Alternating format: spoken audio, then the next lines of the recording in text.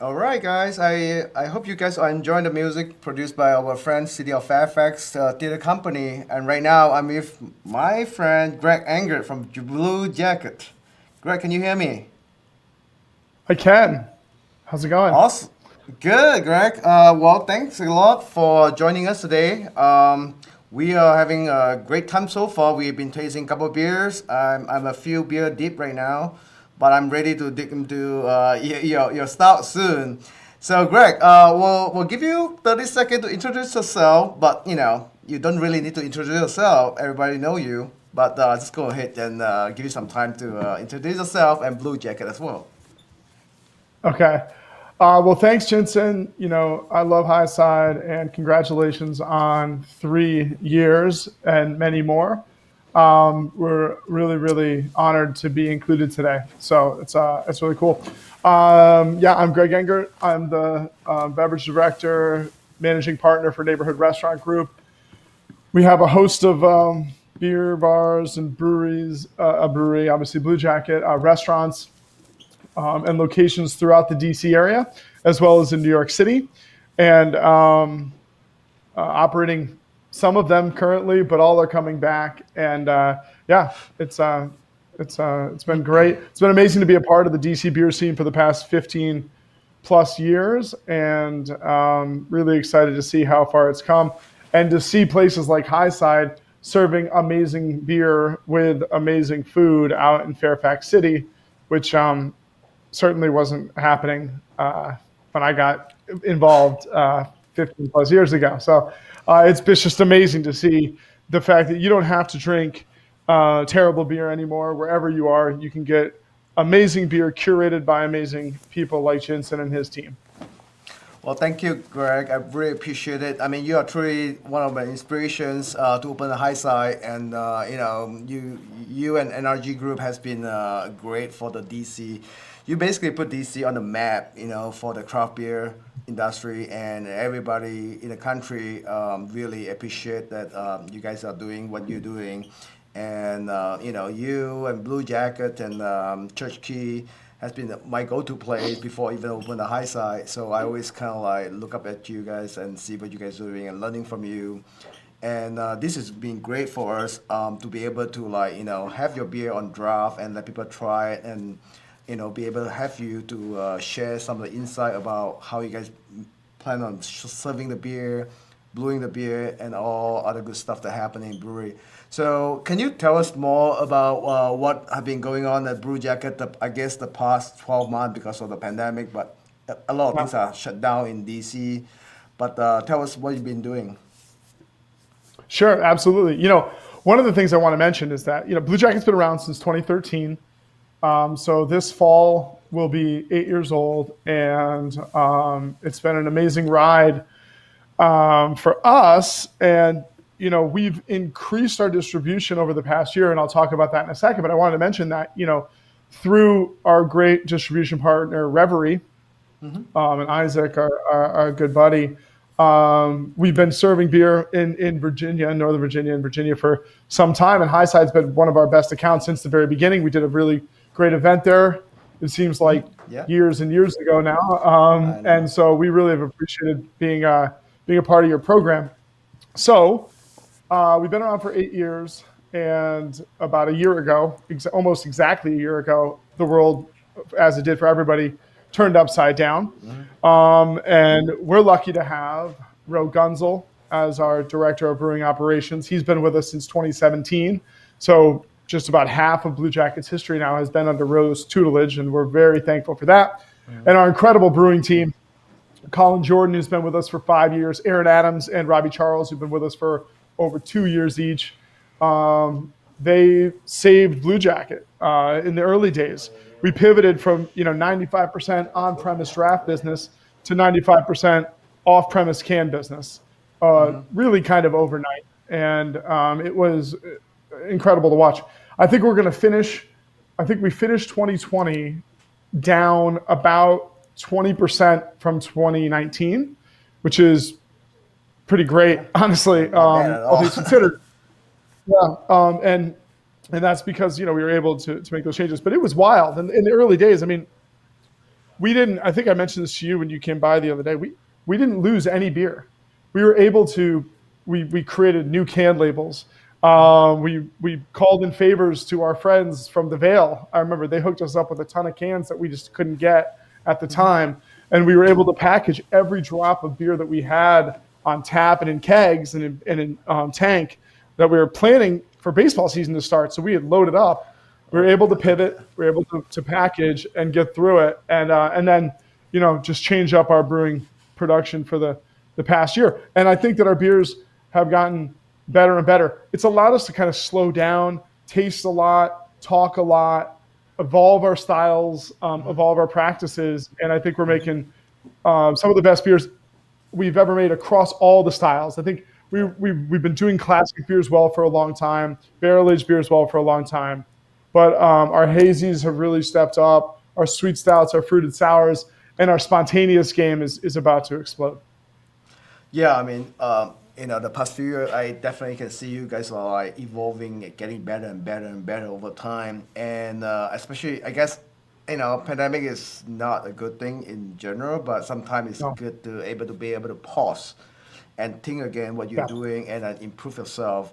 And I definitely see the improvement over the time, especially a lot of fruited sour that you guys put out recently has been killing it. I really enjoy all these like fruited sour that you put out Thank you. and all the stout as well. And I have not been drinking a lot of hazy IPA these days. I just try to drink my crispy boy and some fruited sour, sample some stuff here and there, just like everyone else. But no, I really see the different and how you guys evolve like over time. And your location there is like prime location for baseball season. I know how hard it is going to hurt you guys doing because the baseball is not happening, and all the beer you Yeah. cannot serve it on a draft. You just have to go to a package. But in a way, I feel like it's kind of a blessing for me because I don't go to DC too often, but now I can get your canned beer and I just can bring it back home and enjoy while watching TV or whatever. And in a Right. way, more people are able to appreciate your beer because of what happened that you are, packaging all the beer, sent out that way. Do you feel that same way? 100%. I mean, exactly. I mean, there's a lot of talk about silver linings of the pandemic. I think we just need to search for them because it's just been awful. I was at Church Key yesterday. That bar and restaurant opened in 2009 has been closed for a full year, not open. Same with Sovereign. They're both going to open in the spring, early summer, but I mean, there's a lot of crazy stuff. But again, yeah, trying to find those highlights. Bluejacket, we were once we caught our breath and caught up, a couple things happened. We were lucky to have supporters like yourself who wanted more beer, and distributors like Reverie I mentioned, but also some distributors we've been talking to further afield, like Longbow up in Massachusetts and Proof down in North Carolina, Pelican down in Louisiana, people that we sent some beers for like events in the past, and they were like, we'd love some beer. And now we had the increased canning operation, and we were able to do that, but also to step back and really reassess the beers we're making, commit to making new beers, to changing up some of our practices, and to experimenting again with how we're making beers. I mean, the fruited sours are a phenomenal example. The fruited sours we're making today are nothing like the fruited sours we were making a year ago. And it's Roe, our head brewer, is really, he's a classically trained brewer. I mean, he can MacGyver, he can fix everything, he can do everything for us. I mean, literally, he's just got so much experience. But he started 20 plus years ago, 25 years ago, at Kaltenberg Castle, a little brew pub in Vail, Colorado that came from Germany. It's still a huge German brewer. They were trying to look at like expanding these little German brew pubs. So Roe started there, and he learned classic German brewing. And obviously that's been very helpful for us. But it's funny, like, I think everybody knows, like, he's more into classic styles than into, haze and fruit sours. But he knows how to make great beer. And the team knows how to make great beer. And so when faced with a challenge of like, how do we do this, this, and this, he's going to come up with some novel solutions. And over the past year, they've all been really impressing with that. So it's been pretty amazing to watch. I mean, seriously, everything shows, and all the crispy boys that gets put out is really delicious, and I mean, I seriously like what you guys the direction that you guys heading. Speaking of the beer, so you're kind enough to send us some stuff that well, Comet Invasion, one of the stuff with coconut, vanilla beans, and cocoa nibs. It's 10%, so I'm gonna take it easy. So do you like to tell us more about this particular beer before I crack it open? Sure. So, I think we were involved in I wouldn't call it the pastry stout game, but in the kind of sweet stout, spice stout game with Mexican Radio going back to 2013. When we opened in October of 2013, Mexican Radio was on the list, and that was a beer Right. that was inspired by a number of different beers, but obviously like Hunapoo's and Abraxas being first and foremost the first two that come to mind. And over time, we evolved that beer and other beers, and have come to brew beers like Comet Invasion. Like I said, I mean, we're always trying new stuff. And even as I'm drinking this, I think this is a delicious beer. But how all brewers are like this. They're never satisfied with their beer. What you can even say, they never liked their beer. But when they taste it, they're like, okay, I can't wait to brew this again because I'm going to change this Yeah. and maybe that. You don't want to change too many things at once. But one of the things I'll say about this year that's been great for our like sweet or pastry stout program was the Black is Beautiful Yeah. program. Of course we jumped in. We love Weather Souls, and we jumped in. We were like, we've got to do this. And Tim Liu, the assistant beer director for a neighborhood restaurant group, is a big part of all of this as well. So he kind of drove that project a lot, and he's been driving a lot of the names of the beers recently. As a shout out to Tim, among all the other things that he does for our group, which is incredible. But when we did the Black is Beautiful beer, we wanted to do like a stronger version of this pastry stouts we've been doing and just focus on vanilla and chocolate. And we figured out a way to long age the beer on cocoa nibs and really extract a ton of fudge-like character. And we've been trying to incorporate that into our pastry stouts going forward. And I think in the case of something like Comet Invasion, it almost works too well because this is a beer that, the coconut is certainly there, so is the vanilla, but it's not like over the top Mounds bars or something like that. It's just part of the pastiche, which is what we wanted because I really love that chocolatey, fudge-like cocoa nib character that we're able to kind of get our beers at this point. So that's kind of driving it. I think we'll make some changes to the coconut additions and maybe some of the vanilla additions over time, but I'm really, really loving the fudge-like base that we have with this beer. I definitely enjoying the nose and the first sip that I get. The cocoa nib definitely played really well. And the vanilla beans as well. Yeah, the coconut definitely is like kind of very light touch to it. But this is a very well balanced, even though it's like 10%. I have most Yeah, of it's your smooth. milk There's no like booze here. You know what I mean? Like Yeah, that's what I'm really very, proud of. And that's very yeah, smooth. that's one of the other things I want to say about the pandemic is that we've got a ton of tanks, which we'll see when we do the tour later. And because our production's down slightly, we're able to take our time with these kinds of beers. So we don't rush this Right. beer. This beer takes like 2 months to make. So everything can mellow into like a really nice balanced character, like you mentioned. And the other thing is sometimes when you drink coconut-based stouts, they can have a little bit of like a suntan lotion character to Yeah. them. Yep. And I'm really afraid of that. So we take a lot of steps to make sure that doesn't happen. And it didn't happen here, which is great. And Yep. No, yeah. this doesn't taste like suntan lotion at all. It tastes beautifully. Well, this like you say, you take a time to like make sure your beer is good and ready to go. And a lot of time, before pandemic, you don't have that kind of luxury and don't have like extra time for you to like put out the productions and sit down and think about it and make sure that it's right. But I always enjoy all the milk stout you guys put out. The Mexican radios, like one of my favorite milk stout, and you guys have been killing that one for sure. Every time we have it on either on draft or cans, like people love it. So Thank you. Yeah, so well, while we are drinking a beer, want to show people about Bluejacket for just in case the people who never been to your brewery there. So we're gonna play some of the video that I recorded when I stopped by the other day, and then you can walk us through what we are seeing and tell us Sure. what we are seeing while I'm enjoying the beer. Awesome. This is All great. right. Uh, All right, so here we are, Navy Yard, DC, Southeast, a few blocks from National Stadium. When we first started here, none of those buildings existed around us 8 years ago. It's blown up. So a lot of great on-premise sales and off-premise now, just based on the local population. You see that COVID protocols are in place. We changed a lot of this into a retail shop because we didn't have the opportunity. In fact, Jensen, when you were there, we weren't even able to seat people inside. yep. I don't believe, maybe 25%.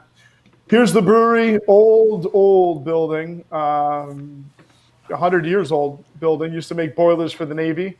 We've got 7,000 square feet on the east end of the building. It keeps going down. You see, we built a gravity brewery with the brew house on top, fermentation below, then the Nats flag there.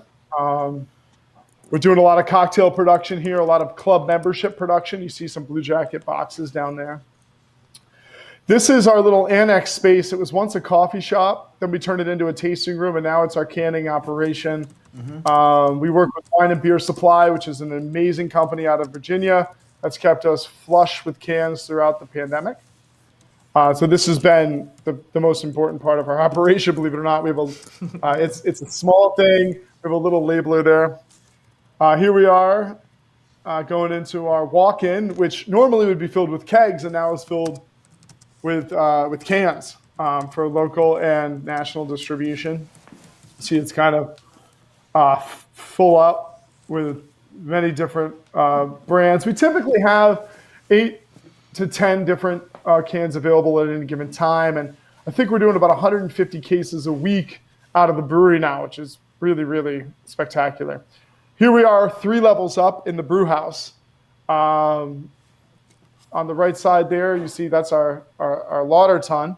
That's our boiler right there. That's where the heat goes out. To the left, you see a hop back, which we use when we make our British style beers, especially for cask. And then to the left here is the mash tun on the left, lauter tun on the right. So it's a 3 vessel. All the grain comes in from downstairs. So we mill at the ground level and shoot it up. And then we have to get rid of the spent grain, and it goes down that auger on the right and shoots down to the bottom level where we can retire it. You see that grain there? That's oats. We add our oats in the brew house, and we use a lot of oats in our beers, from pastry stouts to hazies to even some fruited sours. It's a direct fire brew house, so we don't have steam. Here, that's why you see the little units there. It's a system that's served us well for the past 8 years. It's not without its idiosyncrasies, but it's done well. This is the level right below where we have 10, 15 barrel fermenters. We have a lot of fermentation vessels so that we can kind of brew many different kinds of beers, but also so we never have to rush the beer. We can leave a beer in here for 8 weeks, 12 weeks, and not have to worry about it as much as we would if we had fewer vessels in larger capacities. That's our horizontal lagering tank right there that currently is holding some Radio Cure, which is a Spalter Select dry hopped pills. Love It's that amazing beer. Yeah, and that allows for quick clarity. It allows for the beer to get clean quicker, and a really, really important vessel for us in our lager production. See a couple 30-barrel fermenters in the front there for double batches of things like Lost Weekend, and for the company, our Hellas Lager. Here is our sour room. Like I said before, this is where we've seen the most improvement over the past 3 years or so. And we released our first spontaneous beer in bottle, 100% spontaneous beer in bottle, Borrowed Time, this winter. Really phenomenal. And every single one of these barrels, with the exception of maybe 8, is filled with spontaneous beer of different ages. Some as old as 3 years, and some as young as about 6 to 8 months. You see those kegs there? That's actually fresh spontaneous that's still fermenting that we use to top off some of our older spontaneous beers as they age. Here's our cool ship. It's more narrow and slightly deeper than most, but it gets the job done. A lot of the process changes we've made have been to do with adding a turbid mash and really using the right amount of old hops. That's been helpful for our beers. Here we're looking at an open fermenter. Not quite open, but we'll open it up in a second. This is really important for our Weiss beer production. We make a wonderful Weiss beer called Patterned Skies pretty consistently, especially during baseball season. And this allows for less pressure on the yeast, so it can ferment more fully. Some of the crazier off flavors will blow off, and we get a lot of really delicious round fruit flavors from that open fermenter. Now we're looking down on Bluejacket from the bird's eye view. Pretty spectacular space we fell in love with the first time we saw it.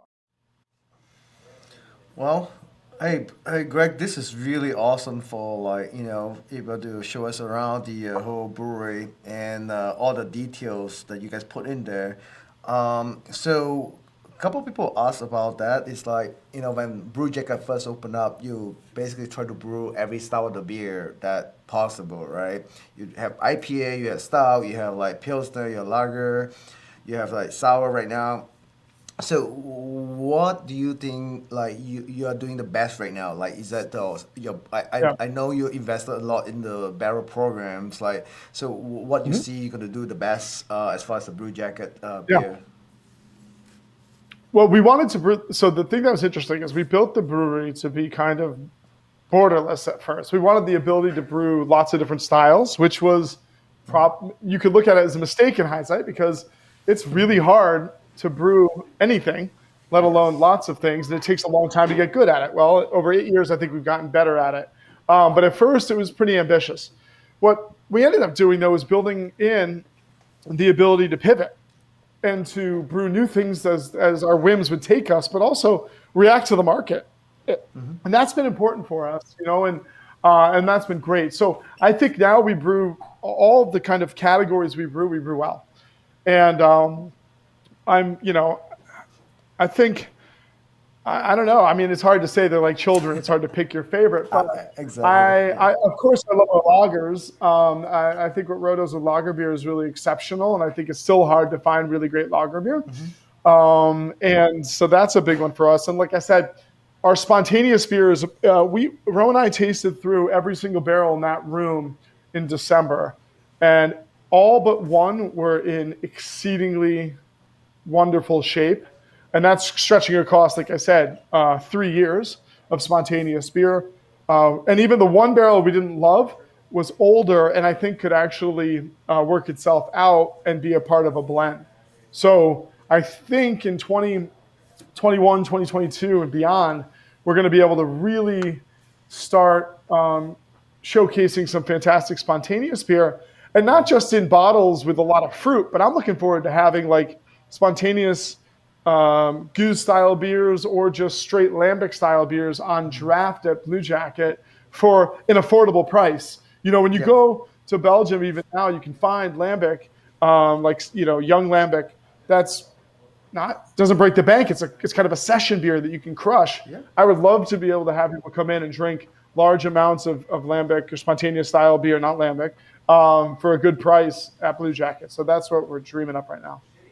Cool. Well, I was very excited when I stopped by and saw all this barrel that you have there, and also your cool ship. I have no doubt that you guys doing good stuff for putting up some really really cool beer coming up the pipe. And so I mean, you guys obviously based in DC, right? And we only have a handful of brewery out in DC. Do you see any kind of advantage or disadvantage being in DC versus in, say, like Virginia or Maryland? Yeah, that's a great question. I think what we viewed as advantage at first may actually be slightly a disadvantage. We have no parking. Listen, I'm not going to complain. We came into this neighborhood. We always like to kind of be the first in the neighborhood. Like when we opened on 14th Street in 2009 with Church Key, nobody was really going to 14th Street. It was a little rough. And it's been cool to see that explosion. Same thing with Evening Star when we opened that in 1997 in Delray, in Virginia. But, Bluejacket too. I mean, like I said, there was nothing around us. It was Yeah. Bluejacket and Justin's Cafe and the stadium. Yeah. And nobody was really living down there except for Capitol Hills to the north and Barracks Row and stuff. So that's been great. The business from baseball has been amazing. The probabilities going up has been fantastic. But as far as like getting a bunch of people to drive in, park their cars, have a bite, have a beer, and take a couple of cases to go, that's been more difficult. So I think suburban brewers have a little bit more of an advantage with that. I think that you have a little bit more space. It's a little easier. Sometimes you can be on commuter roads home. So if somebody's running into traffic, they can just kick off the side of the road and get there. For Bluejacket, you either have to live there or make a concerted effort to get there. And then the other thing is just distribution, right? Getting our beer in and out of DC is expensive because the rent, and also it's difficult. People don't love to come in and out, So that's been one of the disadvantages. Yeah, I mean, again, like, I love all the beer that you guys put out, and I wish to go out there more often. You guys have delicious food out there and a wonderful space. And speaking about the space that you have there, and always to me, it's like amazing to be able to see all the tank, right? Your serving tank right behind the bar. And also your brewing tanks, like if you look up, you can see the third floor there. There's all these brewing equipments. Is that the design that you guys kind of want to like create an experience, people able to see the brewing equipments out there? Is that some sort of design decisions, because of the constraint of space that you had to do that? So could you share with us about what make you guys decide on like showing off all this like the serving tank as well as the brew tank up in the floor there? Yeah, that was the initial idea. I mean, we obviously we love beer, we love brewing, but we also are restaurateurs. We love atmosphere. We love the experience of drinking in a space. And so we have been looking for a space with height for a long time, actually, to open a brewery. And this was the first one because from the start, I said, a lot of times when you're in a brew pub or a tap room, but in the old days, they would have like the diagram on the wall of the brewery and you could kind of see what was going on. And you might have a window into the back, but you couldn't really see it. And you'd have to get a tour or something. I was like, what could happen if you could literally see it? And my servers and bartenders could look up and say, that's how we do everything from there. We wanted to kind of make the brewery diagram writ large, but experiential for that. And so we found a space that allowed us to do that. I love classic British brewing traditions, and the old Tower Brewers of London were inspiring that, to put the brewery up top and then have it all come down. And, whenever we do something, we want it to be singular.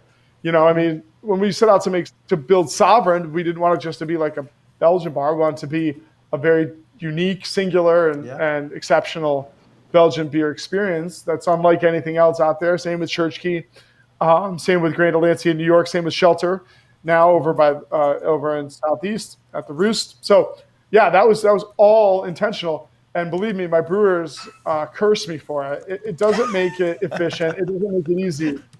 So there's a lot of things they probably would have done differently. But I think it makes it a unique place that is really unlike anything else out there.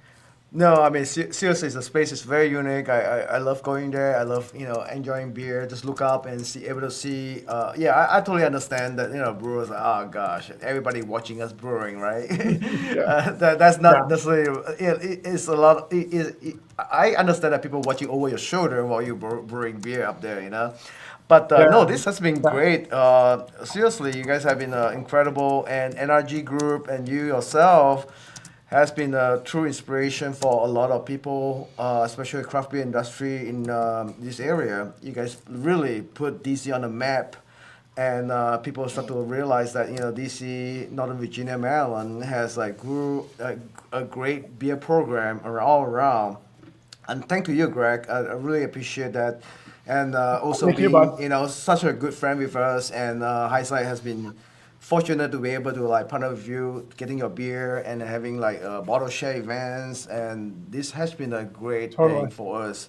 One of the questions that people may not be asking, but I would love to put it out there. are we getting Stanley Gaster this year? Yeah, that's a good question. I wish I knew the answer. I'll say this. Well, first off, I just want to say that your words are really mean a lot to us, and we put in a lot of work on the stuff. We love it. We're passionate about it, but it's we really appreciate the stuff that you guys are doing. And if you ever, as always, if you ever need anything, let us know. We love that. And also, I'd say to you too. I'm very impressed that you come out to so many of our events. When we host brewers in town at Church Key and other places, it's so awesome that you show up and hang out.